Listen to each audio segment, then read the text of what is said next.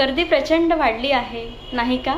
कदाचित बॅकग्राऊंडला येणाऱ्या गाड्यांचा आवाजही याचं सूचक आहे की गर्दी प्रचंड वाढली आहे आणि ह्याच गर्दीविषयी खूप धावपळ, खूप गर्दी, अगदी रस्ता, पायवाट, दुचाकी किंवा प्रशस्त अशी रेल्वे, कुठेच जागा नाही. बसायला काय, उभं राहायला काय, साधा मोकळा श्वास घ्यायलाही कुठेच जागा नाही.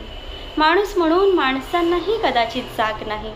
आजूबाजूला पाहताना वाटतं एवढी धावपळ करतायत लोक की पळवाट काढतायत, पण कशातून? कदाचित त्यांनाही नाही माहीत. तेच रोजचे तेच दर तासाची, प्रत्येक मिनिटाची प्रश्नचिन्ह वेगळी.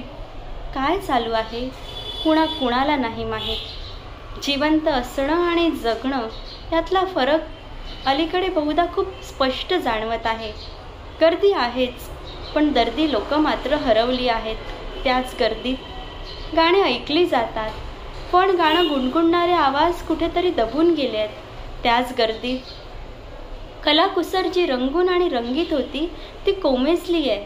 त्याच गर्दीत ती रंगसंगती, ती निस्वार्थ मनाची मोहक सृजनशीलताही विरून गेली. त्याच गर्दीत आता दर्दी माणसाचं हसणंही वेगळं वाटतं. त्याच गर्दीत काय म्हणावं, इतकीही गर्दी होऊ नये की माणसातला माणूस हरवून बसेल. त्याच गर्दीत, नाही का?